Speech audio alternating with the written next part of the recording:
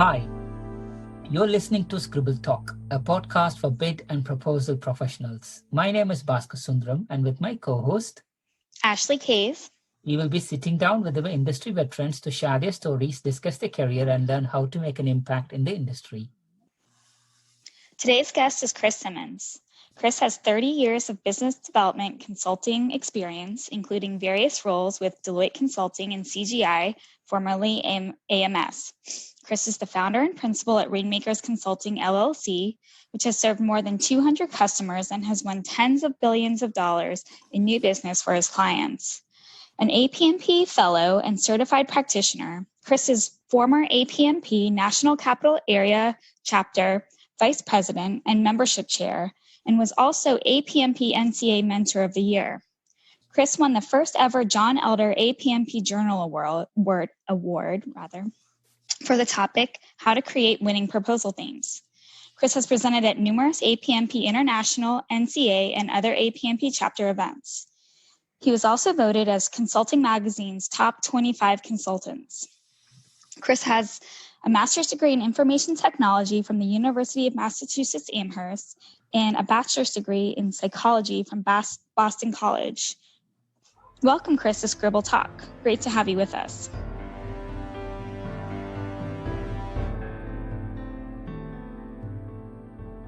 Thanks, Ashley. I appreciate the introduction. Couldn't have done it better myself if I had written it. So, Chris, we are curious where things began for you. Where were you born? Where did you grow up? And where did you go to school? Sure. I was born in a place called New Bedford, Massachusetts. It's in southeastern Mass. It's on the water. It's used to be known as the whaling capital of the world, along with the neighboring island of Nantucket. It's the scene of where Moby Dick, Herman Melville's classic Moby Dick, was written. The town that I grew up was west of that, a small little town called Dartmouth, Mass.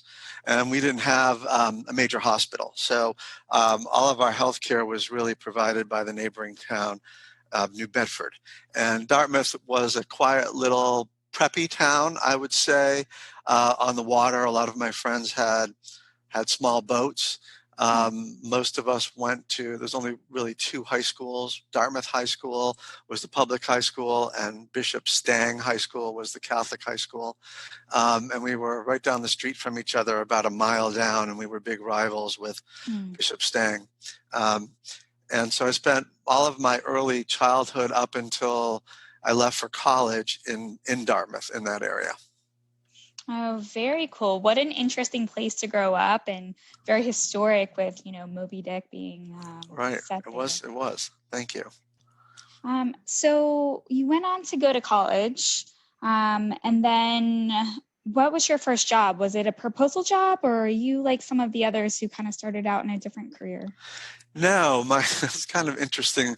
My first job, when I went to Boston College as an undergrad, and it really was my safety school in those days. And now I probably couldn't get in there if I reapplied with my old credentials. But I really wanted to go to Harvard, because my dad went to got his PhD from Harvard, and I spent a lot of time in and around Harvard, but didn't quite get in. So I ended up at Boston College and ended up studying psychology and healthcare management. And in those days, quite some time ago, healthcare management was sort of an up-and-coming field. There were major changes that were anticipated in the healthcare industry. So I was interested in getting involved in that industry as sort of at the ground level, because it seemed to me that it was the place to be. So my first job out of school was in neighboring Boston. Boston College is actually in a suburb called Chestnut Hill. But Boston is the major city, and probably the most well-known hospital in Boston is Mass General Hospital. And so I applied to a number of hospitals, got a job at Mass General as a coordinator for their cardiac surgical intensive care unit. And we did 5 open heart procedures a day.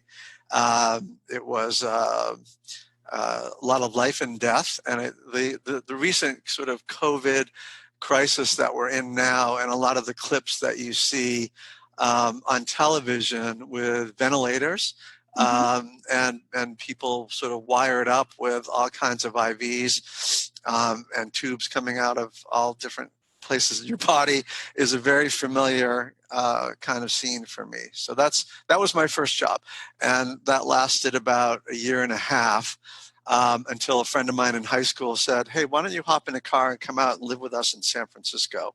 And it was one of those spur of the moment decisions that was a life changer. But the things at Mass General, I don't have any regrets about it. But after a year and a half, I felt like I didn't really make the progress and didn't really have a stepping stone to the next step in my career. So I just decided to do something completely different, and that was hightail it out to the West Coast. Oh, wow. So what kind of job did you enter when you went to the West Coast? Well, I went without a job. Some high school friends of mine were there. Actually, my two best friends in high school were there. And they said, come here, live with us for free, figure out a job when you get here. And so it was a big risk for me. That was really something that was quite out of character for me. And I looked around the city for a while. They were all high-paying bartending jobs, making a lot of cash every night, and meeting a lot of fun people. And I ended up staying in the healthcare industry, working for the University of California Medical Center in San Francisco. I was in payroll and personnel in their obstetrics, gynecology, and reproductive sciences department. And that lasted about a year and a half. And then at that point, I decided, this healthcare thing isn't quite ready for me, or I'm not quite ready for it. Maybe I should go back to school. And that's when I started applying to graduate schools. Oh, fascinating. I feel like you've had one of the more interesting starts into a career that is very different than many of the others people we talk to. A lot of, proposal professionals start out as engineers or in the IT field. And you started out, with doctors and all these kind of cool scenes, Yeah. So first of all, I'm really quite impressed by the people that have done the podcast so far. It looks like I'm number 20. And I went down the list, and there were, I think I know at least 15, maybe 16 of them, some quite well. So it's quite an eclectic and austere group, which I'm really very honored and pleased to be part of. But it wasn't until graduate school that I really got introduced to the IT component of what you're talking about. Yeah. And my master's degree was focused in systems analysis and design and IT. And following graduate school was when I first got a job that eventually launched me into my proposal career. Interesting. So can you tell us a little bit about that first proposal job? Sure. So after graduating from the University of Massachusetts at Amherst, I had a couple of offers. One was from Anderson Consulting. It was called Arthur Anderson then. And now it's called Accenture. And a small little company called AMS, American Management Systems, based in Washington, D.C. They really weren't on anybody's roadmap, but some of their principal managers went to the University of Massachusetts in Amherst. So they had a history of recruiting at UMass. And I started as a consultant there, as a systems analyst. And within about a year, they discovered that I could write. And write pretty well. So I did some user training manuals for a fairly big project for the Association of Retired People, AARP, on the West Coast. And then there was, I don't know if anybody listening to this podcast remembers some women's hosiery called Legs. Do you know, have you ever heard of Legs, actually? Yep. Yes. So back in those days, they were actually packaged in these plastic eggs, and Legs Pantyhose was a well-known brand, and they were looking for a manufacturing and inventory management system, and AMS wrote the proposal to that, and I was focused on the one aspect of production, and it was a landmark project for AMS, and a great win. It was new technology at the time. And that's how my proposal writing career got launched, with legs pantyhose proposal. And it sort of exploded, I guess, after that. It's always great to have your first proposal be a win. Absolutely. My reward was to work on the project for a while. And then I really decided I didn't like doing systems analysis and design. And I talked to the guy then who was in charge of business development about maybe moving over into BD, marketing, sales, and proposal work. And that was that. That was a pretty easy transition for everybody, for all people concerned.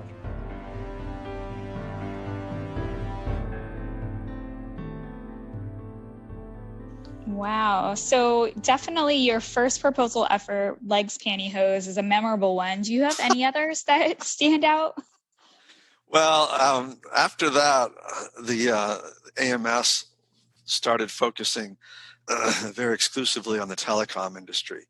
And that was at a time when the telecom industry was deregulating. And a lot of the regional Bell operating companies, like Bell Atlantic was the one that's focused in our area here, was looking to privatize, and was really a global effort. And so I helped AMS for a number of years try to chase down some of the regional Bell operating companies in the US. And that went quite well. And then we were looking to expand internationally. And it was at that point that they asked me to be responsible for international sales, which was a major, major step up for somebody who was 5 or 6 years into their career at AMS. And so I helped write a really game-changing proposal for 3 telephone companies that had formed a consortium: Telia in Sweden, PTT Telecom in the Netherlands, and Telia and Swiss Telecom in Switzerland. And nobody expected us to win. We were competing against companies like Anderson Consulting, like Accenture, and a couple other ones that were really well positioned in Europe. And we came in second across all the evaluators. And coming in second ended up giving us the win, because a lot of the other competitors got either first or third. And nobody could agree. A lot of people didn't like some of those companies pretty significantly. So as really the company that sort of came in with a solid second place finish, I think for political reasons, we never really saw the outbrief, but for political reasons, we ended up winning. And that was the most memorable proposal in my earliest career, because it launched a whole new phase in my career. And at that point, we relocated to Europe to help grow that project. And I ended up spending 4 years in The Hague there. Oh, very cool. Yeah, which was great. Absolutely. So you just told us one thing that many people might not know about you, is that journey over to Europe. What are 3 other things that not many people might know about you?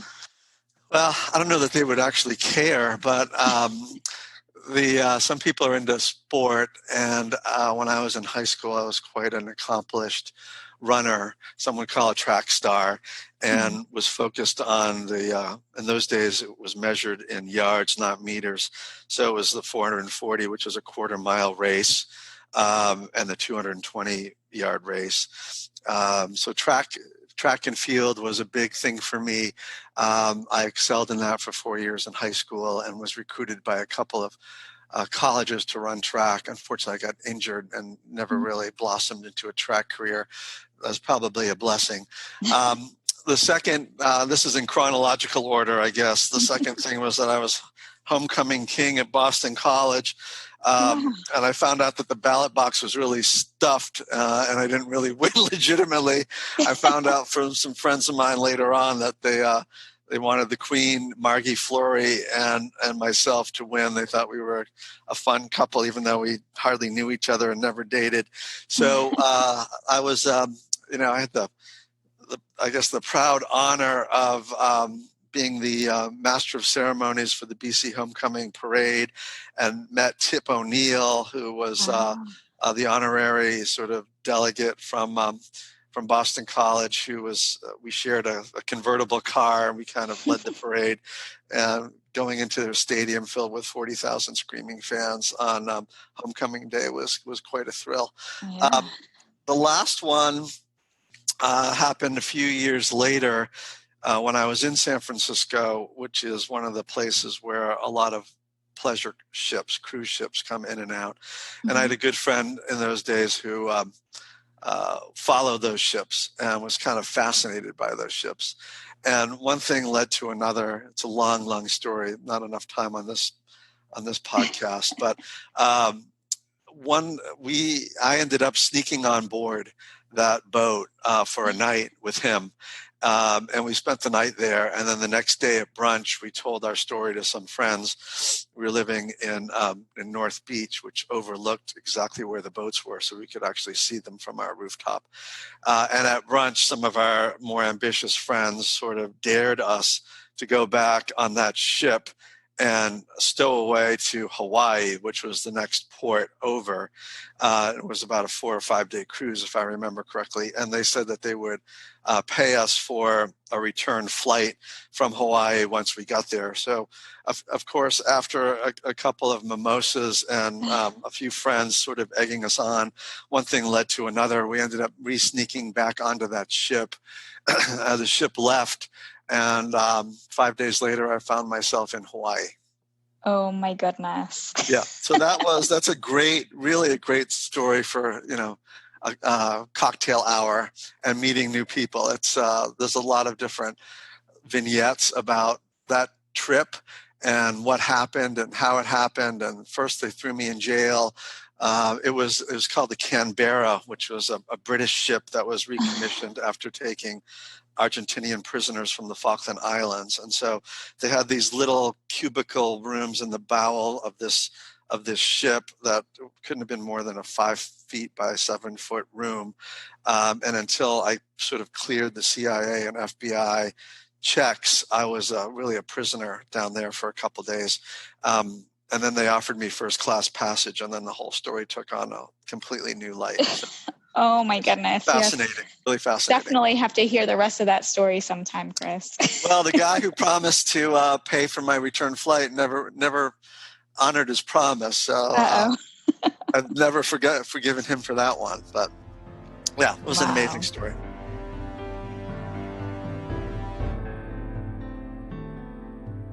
So we're curious to hear about your entrepreneurial journey in starting Rainmakerz. Sure. So Rainmakerz really started as a stopgap measure after I was at AMS. I got recruited to work at Deloitte Consulting to help start their telecom practice. And Deloitte was quite generous they basically doubled my salary, gave me a huge signing bonus, and a fancy office in downtown DC. Wow. And the first year was great. The telecom industry was booming. And the second year was not so good. And the telecom industry was sort of folding. And at my review, I thought, I had some prospects. I had a couple of small wins. Things were reasonably good. But I was shocked to hear at that meeting that I was being laid off. And I had just bought a new house. We had just started a family, and was under more financial pressure and maybe overextended a little bit.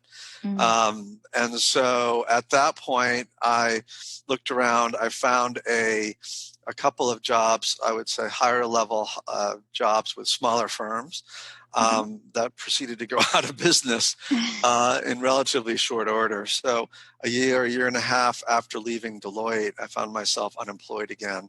And just luck and happenstance, I just told everybody I was looking. I got a call from a small little boutique consulting firm in Old Town Alexandria here in the Washington, D.C. area. And they said that they had an opening for a proposal management job in Chicago with a bank called Bank One, and one of their senior proposal writers had a death in the family and had to stop short his his assignment. And so I quickly kind of convinced them that I was the guy for the job, and negotiated what then was a steal in terms of an hourly rate. I think I got taken advantage of, but I was desperate, and ended up in Chicago for 3 or 4 weeks on a proposal, writing about something I didn't really knew very little about, the banking industry, and very little about the system that they were. It was a disbursement system for alimony payments and child support, and I knew nothing about that either.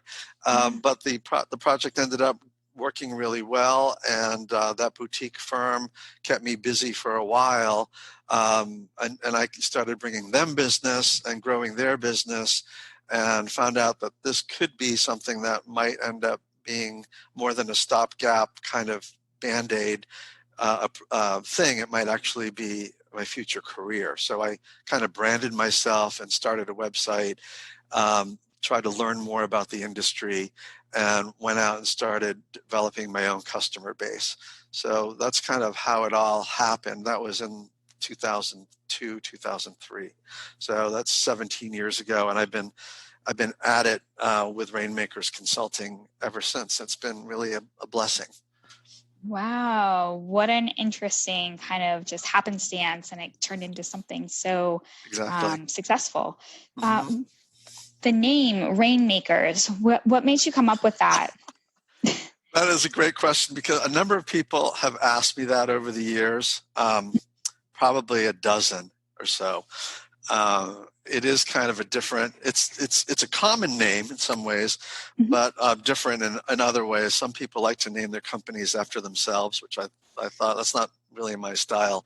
When I was at Deloitte, part of that famous interview or annual review, where I was unceremoniously let go, I asked them a bunch of questions about, why are you letting me go? I mean, what can't we evolve into a different industry? Can't I evolve into a different kind of role or responsibility? And they said, well, we're really looking for a rainmaker, somebody who has a Rolodex of contacts and can call on that Rolodex and really aggressively generate business from that Rolodex. And we don't really see you as a rainmaker. We see you more as a relationship builder, a farmer, as opposed to a hunter, which is the metaphor that's used a lot in the business development industry. Yeah.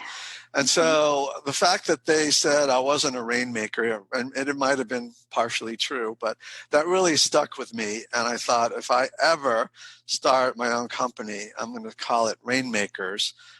In those days, Rainmakerz with an S, the way it's spelled correctly, was a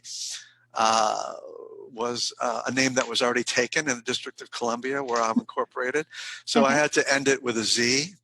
So it's Rainmakerz with a Z. And in those days, there was this .com and .biz kind of thing, and it was kind of a catchy ending, a little edgy, to something that was maybe a little bit untraditional. So it became Rainmakerz, and the website was rainmakers.biz, B-I-Z, and there's not a lot of companies out there that took to the biz extension. Most of them are .coms. I'm not sure why that biz never took off, but I think one of the few companies that I know that have a .biz extension at the end of my website address.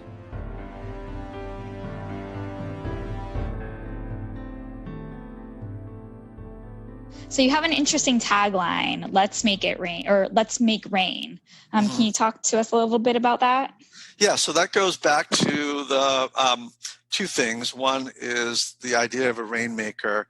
There's the sort of the modern business definition to it, which we talked about before, which is generating new business, and mostly people who are kind of fast talkers, slick kind of sales guys who have a big Rolodex of people that they can call on and make things happen.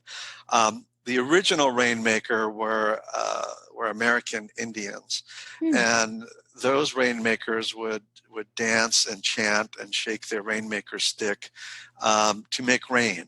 And rain was seen as probably one of the most valuable things that you could do, because the rain grew their crops and made the culture sort of thrive. And so those early rainmakers danced and did magical incantations to make rain, and they were sort of the early day versions of modern day rainmakers. So the idea of making rain today for companies is really meant to generate new business for them, to bring money in the door for them, and that's the idea. Oh, that's so cool. Kind of the history and the background of and how in depth that Rainmaker really is, especially in the U.S. here. Yeah, and I have some cool Rainmaker sticks. One that turns out they're made out of, in some cases, big bamboo stalks, and inside are pebbles or shells and little sticks inside that sort of stop the shells at different points, so that you get like this sweet sounding shaking when you flip the Rainmaker stick from one end to the other. And then a few years ago, when the Native American Indian Museum opened up here in Washington, D.C., in their gift store, they had rain sticks, and I bought another one. So I've actually got a couple of them right here. I didn't anticipate this question, but I don't know if you'll be able to hear the sound of them. Oh, yeah. Background. It does sound a little bit like rain hitting a rooftop. There you go. Yeah, I think you're right. Very cool. Or your thatched roof and those, or your teepee in those days. Right. Yes. So you talked about Rainmaker starting out as, just kind of you going to work on a proposal in Chicago, and just from there it has kind of stuck. How have you seen your company evolve over the years? Well, it happened. I think good work begets good work, and in any industry really. And if you exceed customer expectations and build trust and provide a service or a product at high value, customers will come back.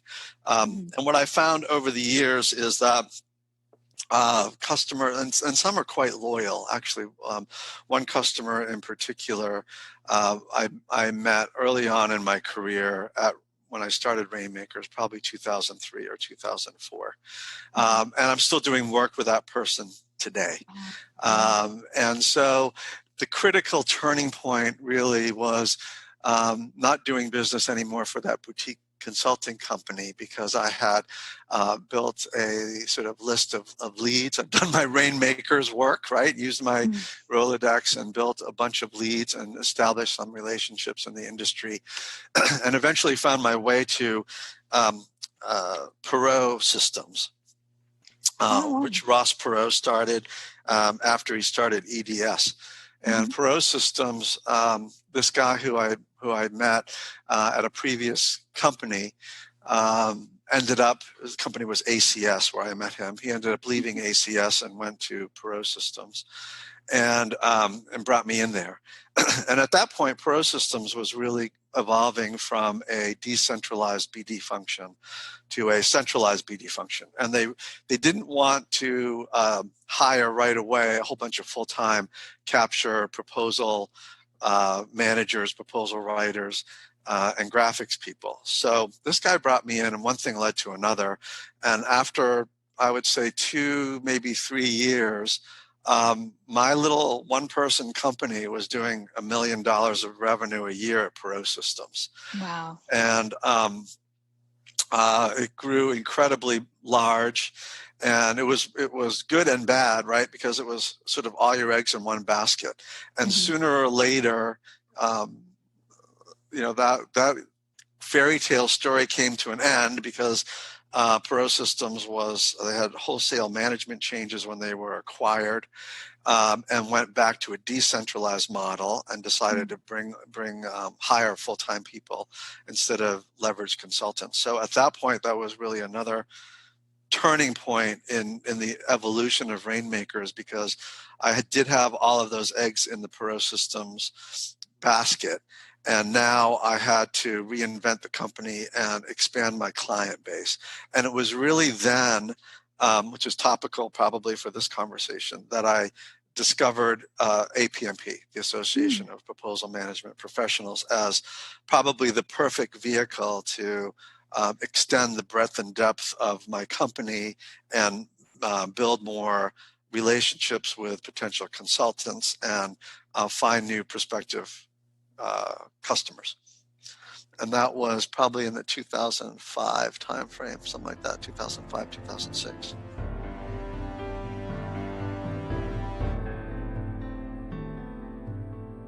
Very cool. So around that time, you became an APMP member? Yes. Actually, September 6th, 2006. If you really want to know. Yeah. So since then, you've become kind of an avid contributor to APMP. Do you have any memories from bid and proposal cons or any chapter events that really stand out to you? Yes. So one of the first proposal cons that I went to, and I've been to, it's 2006, so this is the 14th year. I didn't start going right away because I, like most members, was just trying to find my way around and wasn't really positioned to, I didn't want to go to a conference unless I was going to speak at it. Because for me, the amount of time it takes and the opportunity cost of going to a conference, the cost of the conference, the cost of the accommodations for the conference and getting out there, it's thousands of dollars. And at that point, as a new startup company, I didn't want to spend $3,000 or $4,000 and have an opportunity cost of 3 or 4 days of not being able to work. So in 2000, and I think it was 9, it was my first APMP bid conference, and it was in Phoenix, Arizona. And I did a presentation on time management there, which was a hot topic in the industry at that point. And I was one of the few people that, the thing was really successful. I tried to be super creative about it. I had video, I had music, I had a role play where we stepped into a time machine and imagined a time when time was unlimited, like when you were in high school or when you were in grade school, when you were growing up and you didn't really have the consciousness of and the constraints of time. So I had people kind of close their eyes and imagine where they were. And during that time, I changed into my Hawaii stowaway outfit. And people opened their eyes and were amazed that I actually changed out of my suit and tie and was in a different sort of persona and talked about the Hawaii stowaway trip and what time meant then and what time means now. So that all sort of is background to the fact that 4 or 5 years later, I met this guy at another conference. It must have been the one in 2016, which is I think the last one that I went to in 2017. And he said, "Hey, aren't you the guy that did that time management presentation where you changed outfits and we were all in a time machine and you were in your Hawaii stowaway outfit?" And I said, "Yes." I just couldn't imagine that anybody could have remembered. I mean, that presentation obviously left an impact on this person. And if you ask most people, what was the last presentation you went to, or what was the last presentation that left an indelible mark on your memory in a positive way, it's a question that I think a lot of people have difficulty answering, actually. So I was honored and amazed that little time management presentation had such an impact.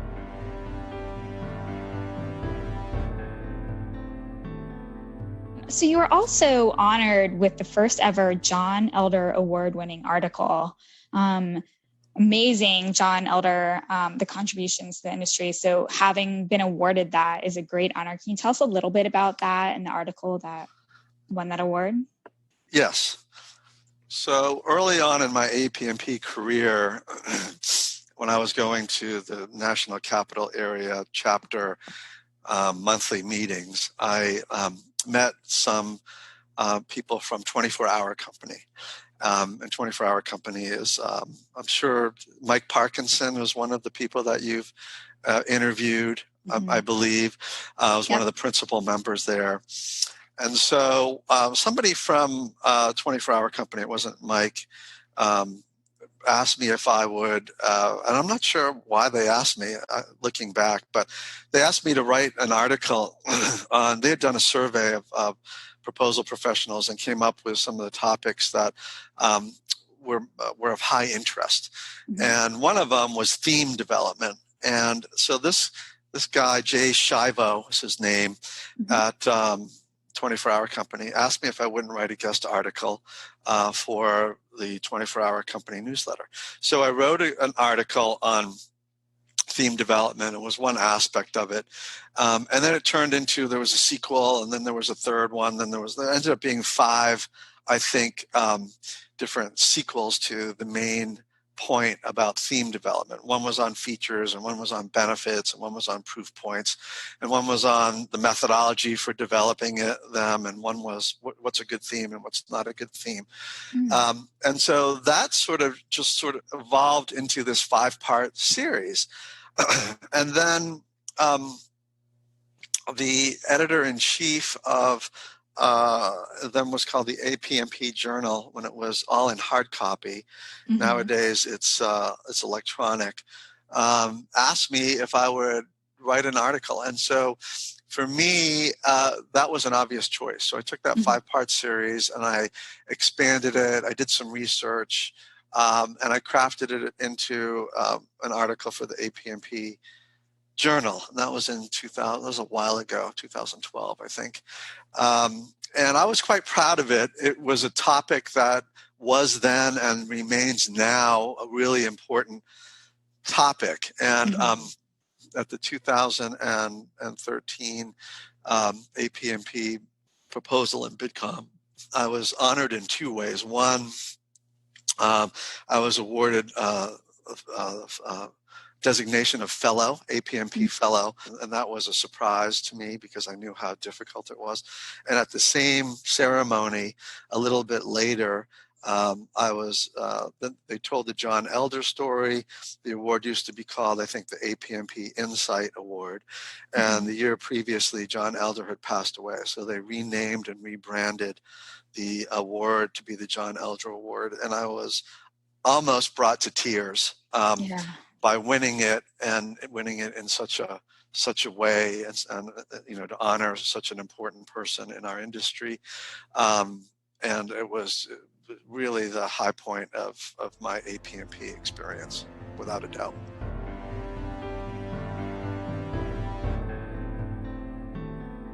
So you were also very involved in the NCA chapter. Can you tell us a little bit about your experience at the chapter level and leadership positions you held? Sure. So after a couple of years of just being sort of what I call a lame member, where people just pay their dues and maybe they go to an event or two, but don't really get involved. After going to a couple of the events, I saw that there was room for improvement. And so I started asking some of the board members about what had been done in the past and who had done it. And they invited me to start sitting in on board meetings. And board meetings are really open to anybody, probably in any chapter at any time. Nobody really takes advantage of it. So I got interested in membership and ran for the membership committee chair a year later and was awarded that position. And so I was the membership chair for a couple of years, and it really became an obsession of mine and almost a full-time job. We grew the membership from, in those days it was 400 and something, barely 500. And we doubled it in 2 years. Wow. Now, since then, it's retracted and gone back for various reasons. But the growth during that time was really phenomenal. Excuse me. And then I felt like I had done my membership thing. And I'd become good friends with people on the board. And at that point, I decided that I would run for vice president. So I ran for vice president and worked closely with Beth. Still had my hand in membership, but in a lot of other things. And I think I was vice president for 1 or 2 years, I forget. But after that, it was a 4 or 5 year commitment in total to the board. And I really, my family was expanding. I had pressures at work to spend more time at work and more time at home.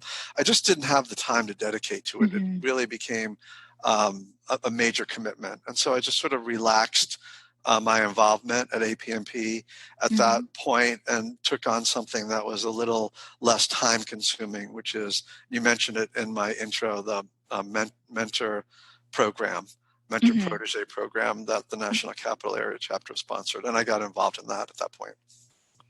Yeah, and that's one of, the programs that the National Capital Area is really proud of.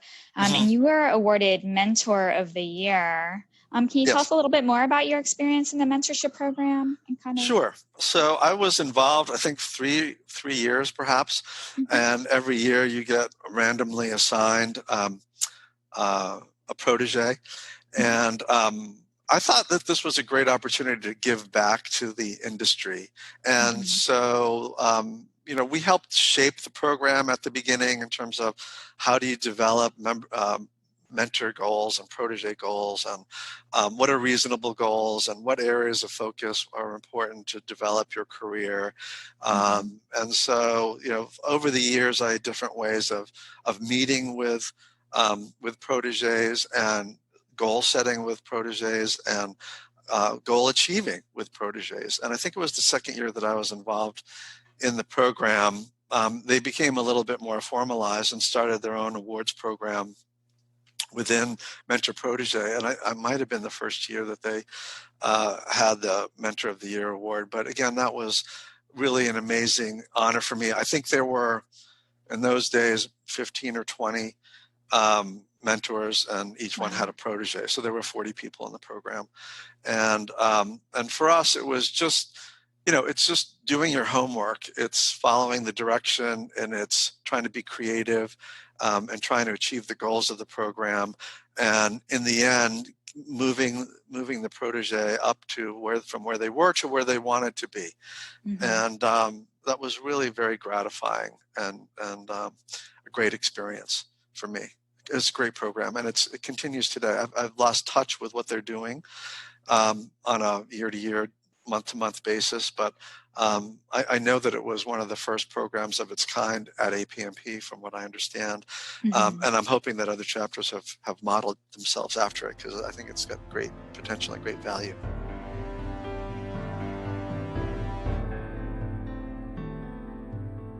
All right, Ashley, are you ready for rapid fire? Oh, I think Basker's ready. Does rapid fire mean I have to rapidly fire back the answers, or can I think about it for a few seconds beforehand? I think these thinking's questions encouraged. in a way, Chris, the more you think, the more you get it wrong. So you better.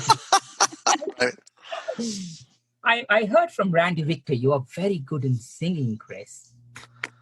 So I heard last time when Randy was speaking in one of the APMP Con, you and Mike actually went and sang alongside him. Do you remember that? And Randy is a great guy to know, and a great character, and somebody who's really important for our industry. He's one of the more creative presenters. I've seen him dressed up in a Yankees uniform doing baseball metaphors. And in this particular instance, and I forget what year it was, but he just sort of came by and recruited me and Mike and maybe one other person, I don't recall now, to wear these T-shirts that he had made up, these black T-shirts. And he told a story about his uncle, very colorful uncle, who he always looked to for advice. And he called him Unk, U-N-K. And the rhetorical question was, what would Unk do? Or what would Unk say? And so I don't remember the exact lyrics, but we were looking pretty foolish up there, dancing in our black Unk T-shirts, singing some sort of little Unk ditty that Randy had written, and we all sort of fell for it. I don't recall I don't remember a standing ovation. We might have had one. I don't know. Certainly it wasn't our voices, but I think it was just the whole idea and the spirit behind the idea that was appealing. That's a great question. Oh, that's a good one. I think Randy suggested to ask you that, and I'm sure when he hears this. I'll have to call him now and then try to retrace our collective memories as we're getting older. Memories of non-essential things sort of fade away, but I do have a vivid memory of where we were sitting, the front table, round table. There were 8 or 10 of us at the table, and 4 of us or 5 of us had those T-shirts, and we got up and did our thing. It was really quite a spectacle. Yes. Yeah. If you listen to Randy's episode, when we ask question, who have you been in touch for a long time that you would like to be in touch? Randy mentioned your name, Chris. Oh, that's nice. Yeah.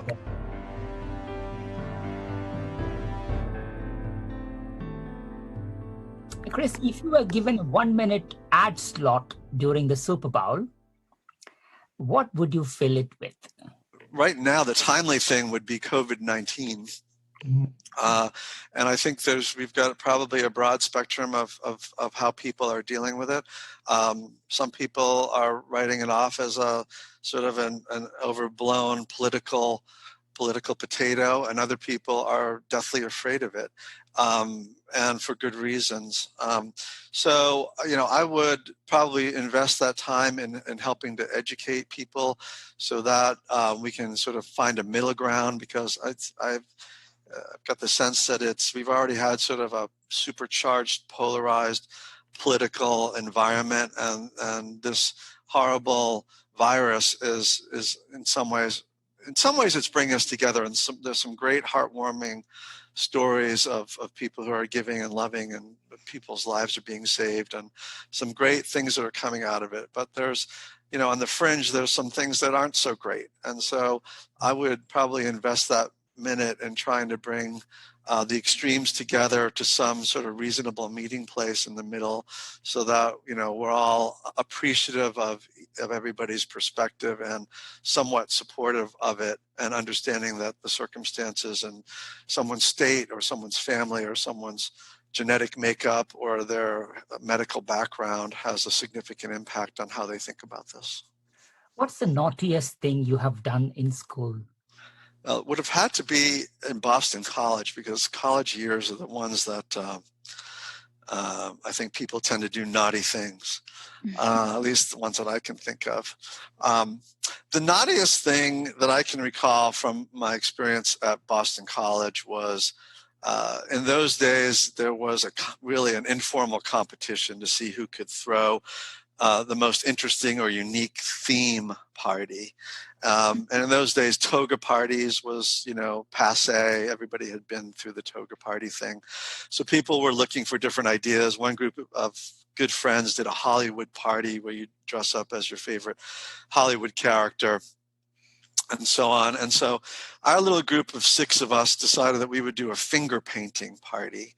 And we took all the furniture out of our 3-bedroom apartment, and we laid down plastic on the carpet. We were very careful to lay down plastic on the walls and finger painting paper on top of the plastic, and little dispensaries of primary colors, blue, yellow, red, and invite all your friends and have a couple kegs of beer. And by midnight, the whole finger painting thing had just turned into some crazy event where different people with different body parts were dipping different things in different paints. And it ended up being, going from a sort of a G-rated event to a heavy R-rated event, I would say. I wasn't one of the instigators, but I was certainly someone who was egging on some of the participants. And so that was probably one of the naughtiest things that I can recall anyway. Sounds like you had all these creative vibes on it, and then it ended up being naughty. Yes, I think you've got that nailed perfectly, right?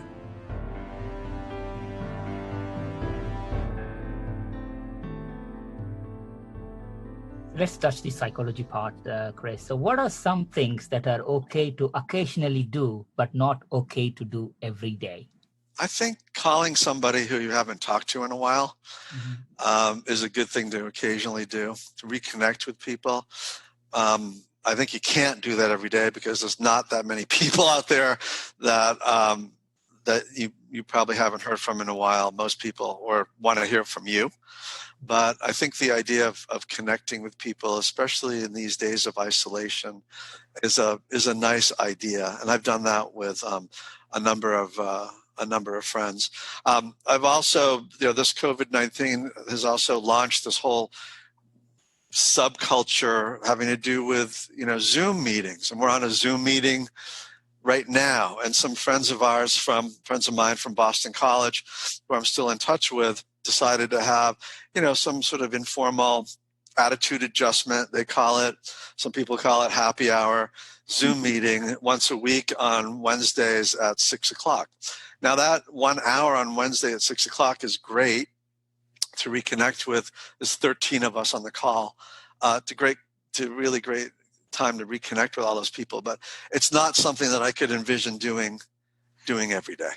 I think that some things are left for once a week or even longer periods of time. And it's all about time management, right? And there's only so many hours in a day. And so you have to budget your time.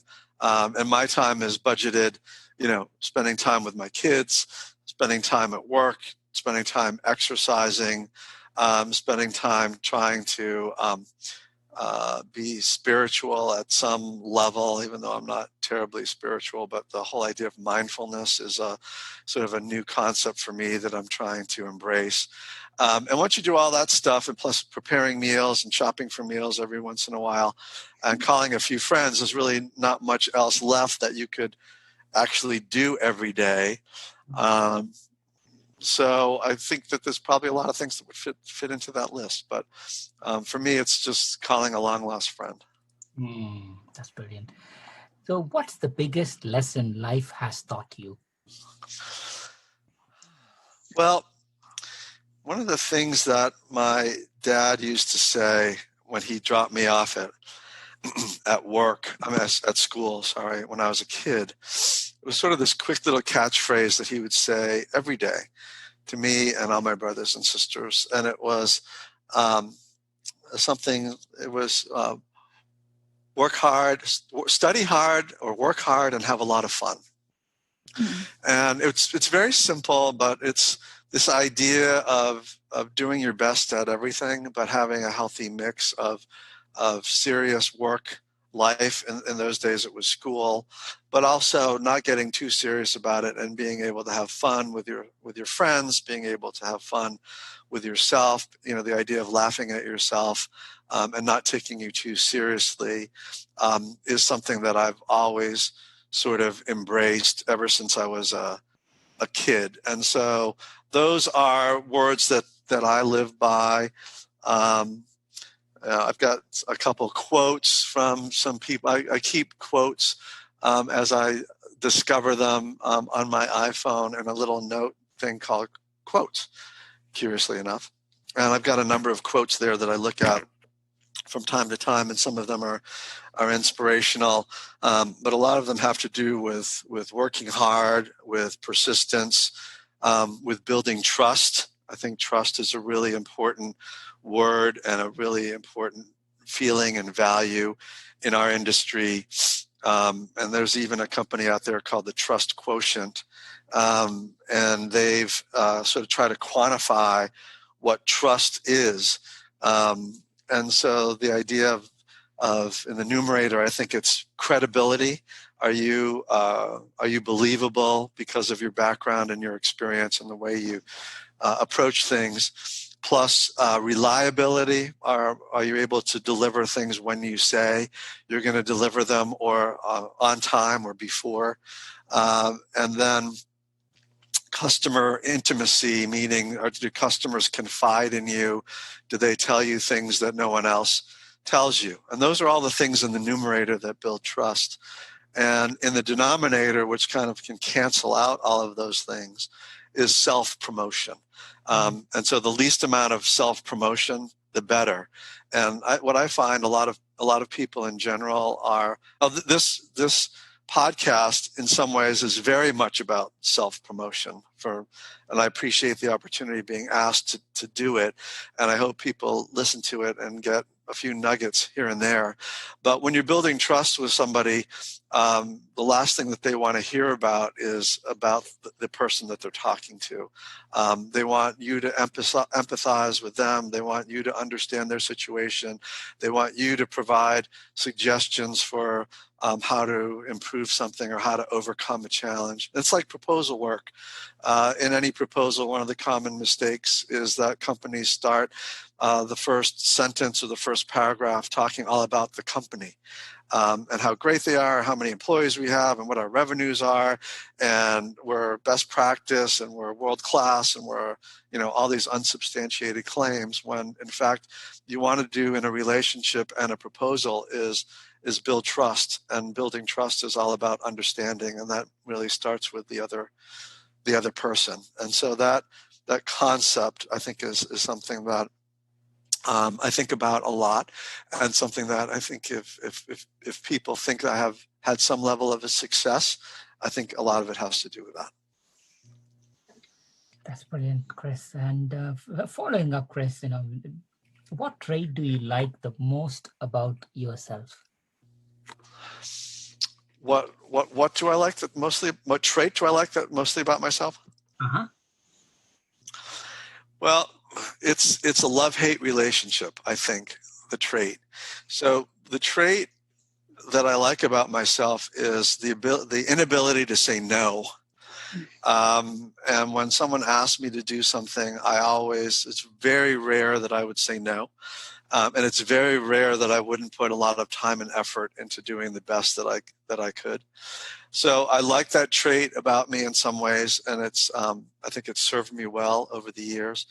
But I also don't like it in some ways because it's probably my biggest fault. You end up spending too much time doing things that you don't have to spend that much time doing.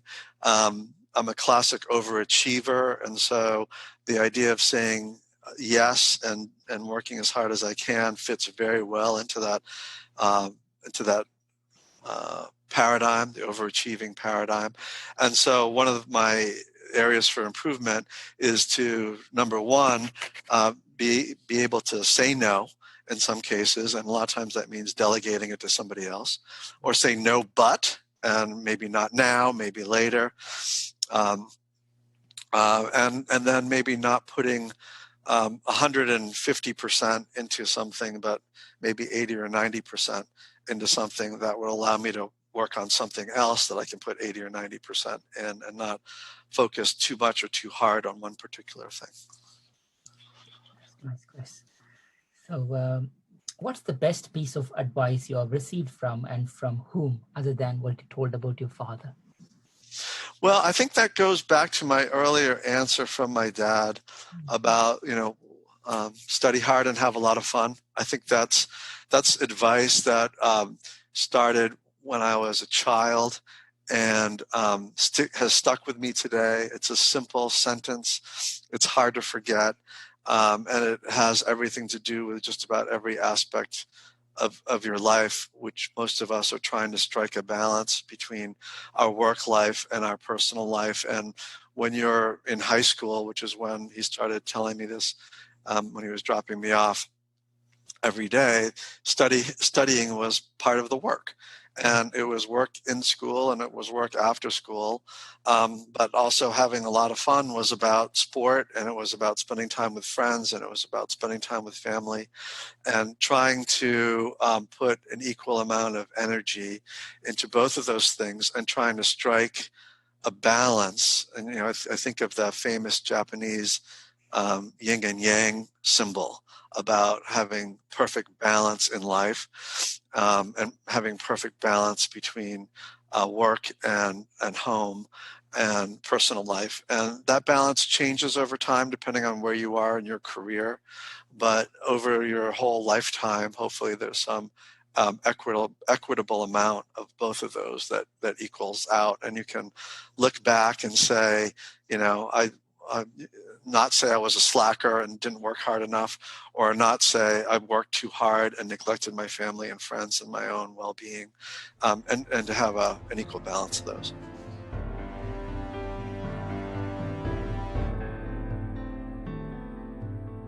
And you've been doing a lot of philanthropy initiatives, Chris. Do you mind sharing some of your initiatives?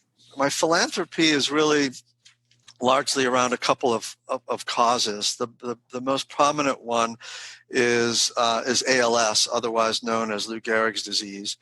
And a good friend of one of my classmates, in fact, his son became really well known in fundraising and in the ALS community. His name is Pete Frates, and he's responsible for the Ice Bucket Challenge. Have you ever heard of the Ice Bucket Challenge? Mm-hmm. Yeah. So Pete was diagnosed with ALS a number of years ago. He just recently died this past December, I think, or January, I forget. And so part of that really inspired me to get involved in ALS. And then subsequent to that, a classmate of mine, not the son of a classmate, but an actual classmate, came down with the same disease. And I got very involved in fundraising for him and the local chapter. He was in Connecticut, and sort of spent a lot of time with him, with his family, doing fundraising events, reaching out to my network of friends and colleagues and family, and raising money. So in the end, for ALS, over the past 5 or 6 years, I've probably raised, I haven't added it all up, but it's got to be more than $20,000, I think, from 100 or more individual contributors. So that's been a major focus of my philanthropy. I'm very active in my alumni group at Boston College in terms of providing mentor protege and entrepreneurial support for undergrads, and planning reunion events. Unfortunately, we did a lot of planning for this upcoming reunion event in May, which is sort of unceremoniously canceled because of the COVID-19 pandemic. So, but all of that good work will, it was the occasion for me to reach out individually to 200 classmates. And so I was able to speak to 200 classmates and find out how they were doing and what they were interested in terms of a reunion, and to sort of summarize and channel all that feedback into the reunion planning committee. The last thing is really kind of a tragic thing that I was involved in. And this was a Boston College roommate of mine who 8 years ago died in a tragic car accident on Thanksgiving, with his 3 daughters in the car and son, and got stuck on a snowbank at the top of this hill in Wyoming. And all the kids got out to push the car and ended up pushing the car down the hill. And my friend got thrown out of the car and ended up dying as a result of it. But the group of us, his roommates, decided that he moved out to Wyoming. He moved to Wyoming in order to start a new career in financial consulting, and basically kind of bet his whole farm, if you will, bet his whole financial backing on starting up this business. And so he hadn't put a lot of money away for his kids to go to school. And so we started the scholarship fund in order to put his 2 daughters and son through school. And over the course of 7 years now, I think we've raised $400,000 or $500,000 through a lot of hard work. And 2 of the girls are through school as of this year, and his youngest son is now a freshman at a state school in Florida.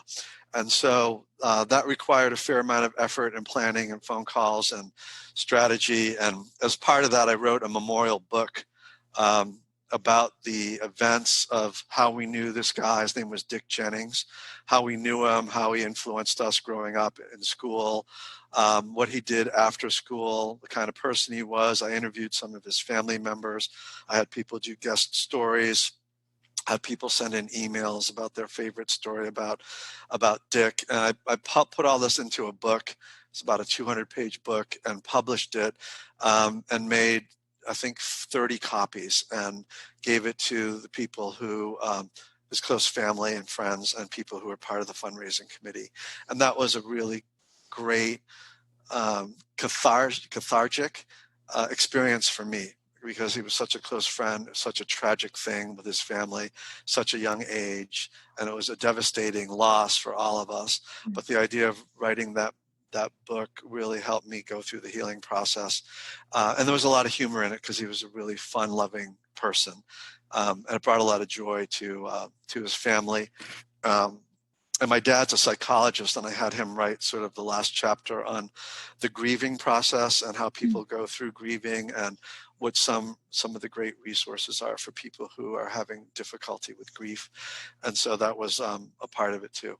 And so those are things that I get. I don't have a lot of, I'm not independently wealthy. So for me, financial philanthropy is not about me donating a lot of my own personal money, but it's really donating my time and effort and creativity to build awareness or raise money through a network of people that I have.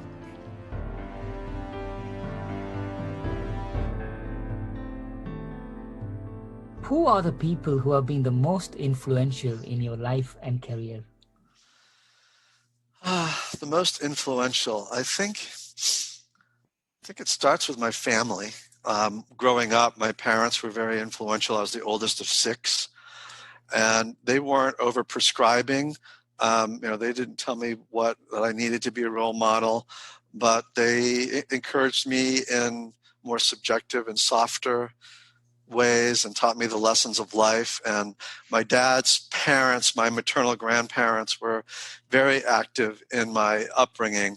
My father was their only child, and we were their only grandchildren, and they lived in the same town, Dartmouth, Massachusetts, that I talked about earlier in this podcast. And so we spent a lot of time with them. They were both in retail, and one of my first jobs was working for my grandfather in his men's clothing store. And he taught me about sales and listening to people, and what to do if someone wants a blue shirt in a certain size and you only have white shirts in a certain size, and how to get them to be interested and happy about a white shirt or a green shirt or a white shirt with blue stripes. And how about a tie that goes along with that? And does your husband need any undershirts? How about some cufflinks? And so the idea of establishing a relationship with a customer, building trust, making them feel happy about their purchase, and expanding on that purchase if that's going to make them happier, not in a overly aggressive way. My grandparents are very influential in that way. My kids, I've got 2 teenage boys, and right now they are a big influence on me. I'm sort of a single parent for every other week. So we spend a lot of quality time together, eating, cooking, traveling, exercising, talking, playing games, watching sports. And so a lot of my life right now is centered around them and what's important to them, how they view the world and how I view the world, and sharing ideas with them. Big influence in where I am right now. So I would say family is probably the biggest influence.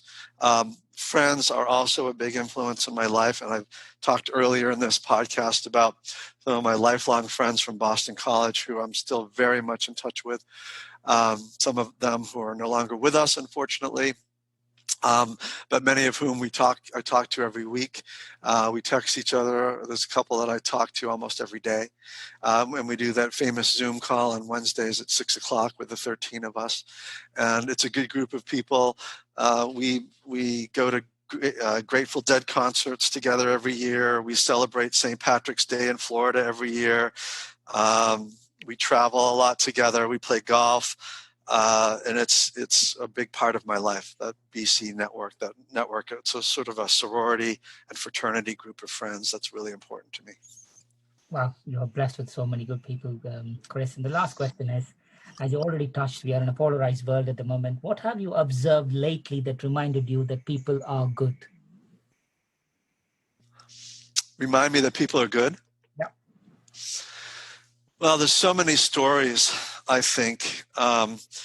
There was an amazing Andrew Cuomo, who is the governor of New York, does daily press conferences on COVID-19 about what's happening in the state of New York. Have either one of you seen any of his daily press conferences? Mm-hmm.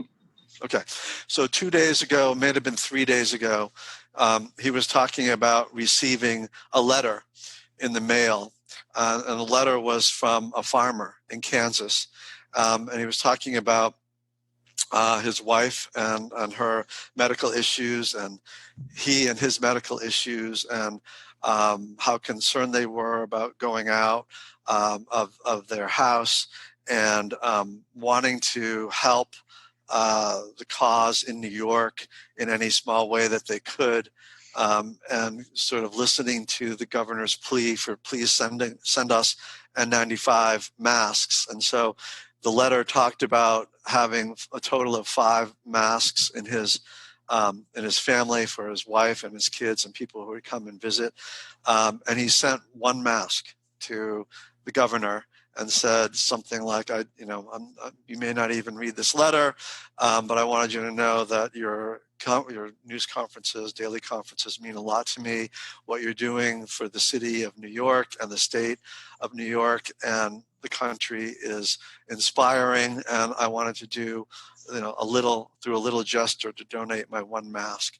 And it almost brought the governor to tears, I think, in terms of how the letter was written in a very unassuming and giving way, and it really it's the most recent thing that sticks in my mind.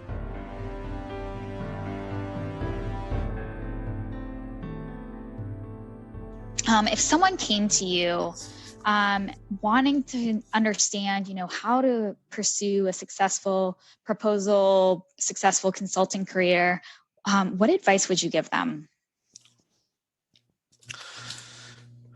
Well, I would start by trying to paint a fairly realistic picture, I think, is that a consulting career is not for everybody.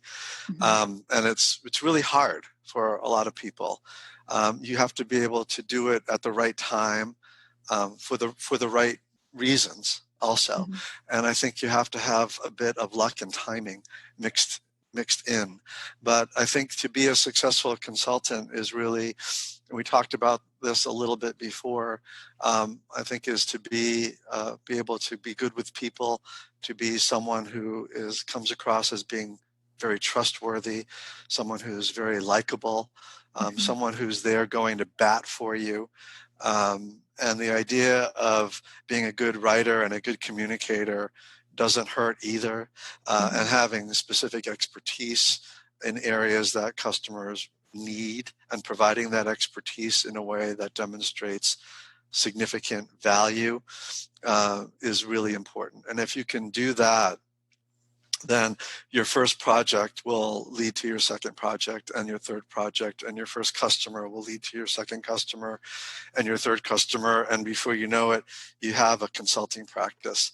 But the idea of sort of dropping everything because you don't like your job and succumbing to the allure of being a consultant because you can make your own hours theoretically and potentially make a lot more money theoretically, it's pretty appealing. But the day-to-day rigor of it, I mean, every month I don't know if I'm going to make enough money to pay my bills, and it's starting over every month. Most of our projects are 30 to 45 days.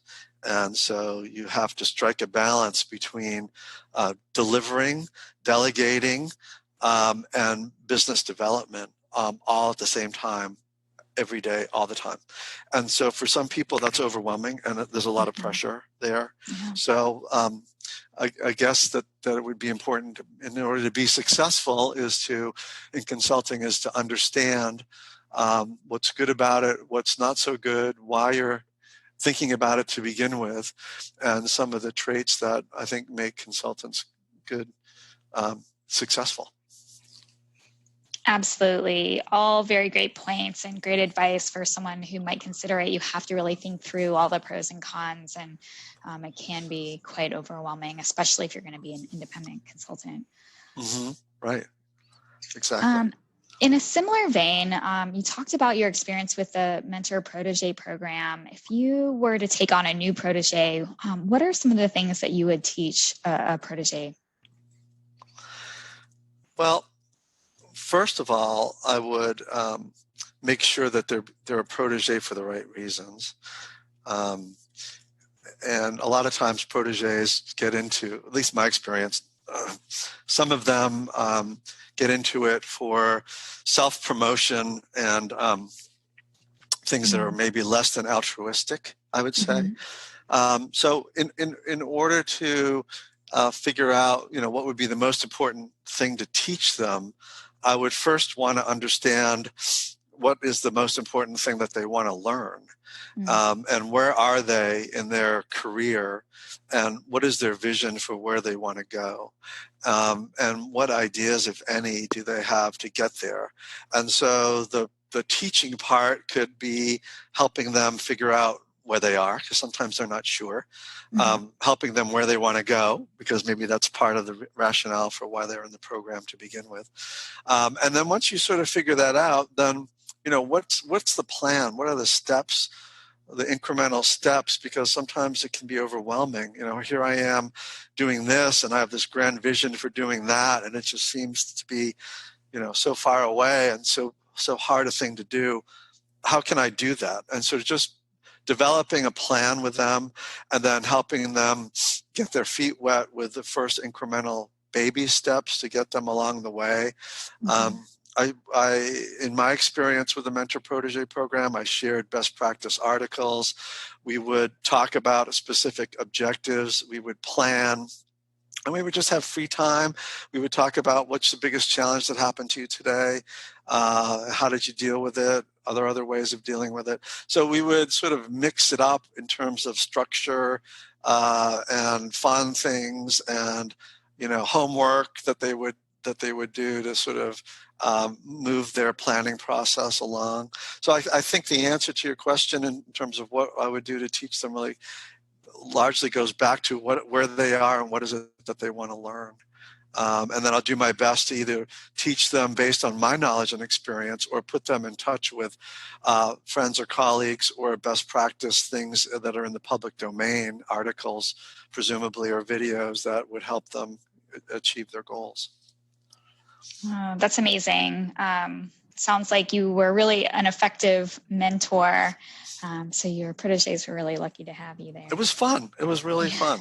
And I think most mentors don't appreciate how much they get out of it, how self-gratifying the work is for them. And just to see, in the span of a fairly short period of time, see somebody grow significantly from someone who had issues or concerns or doubts or fears, someone who really has a plan in place and a path to getting to where they want to go.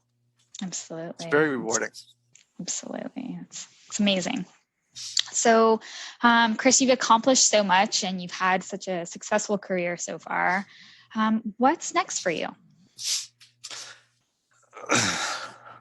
Well, I had aspirations earlier in my career to, be filthy rich or write a book or go on a speaking tour. And, as I get older in my career and my sort of philosophy about life has changed a little bit, my priorities have changed a little bit.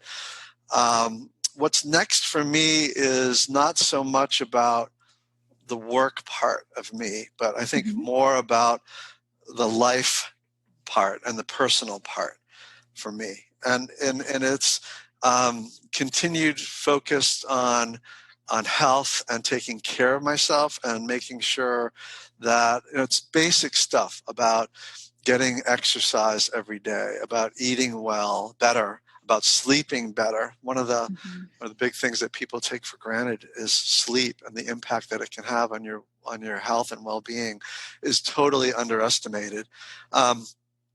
So it's that life balance more on the health side, and maintaining relationships. I think spending time with the people that you care about and nurturing those relationships and taking them to the next level of trust and of fun, whether that be your own kids or significant other or colleagues or friends. And then, so that maintaining of those relationships. And I think building new relationships too is what's next, because I think that, life changes, your interests change, your priorities change, and there's always room for new people to be part of that. And so, I'm very thankful for the opportunity to meet both you, Ashley, and you, Bashu, here, in this podcast sort of situation. I feel like you're, two new people in my life that have had an influence in a very short amount of time. And, who knows if or whether the relationship goes forward. But if you don't open the doors to new relationships, then you never know what might happen. And so I think that's an important part of the answer to your question is what's next is work life, maintaining existing relationships, and building new ones, I think.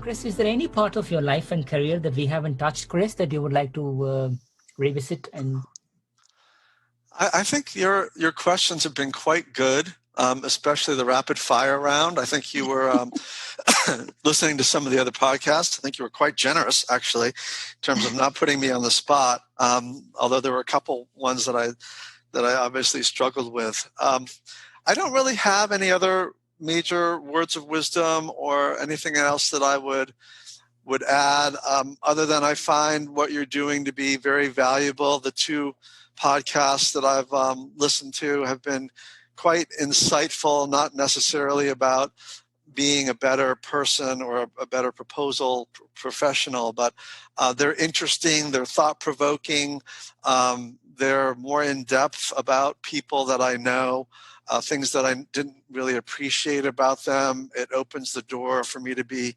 more interested in their background and reach out to them and talk to them about something that they said that struck me one way or another. So I think it's just a great service and a great platform for people to maybe learn a little bit about their profession, but be entertained, be happy, look for different perspectives, and just appreciate the diversity that we have in our industry and in general as human beings.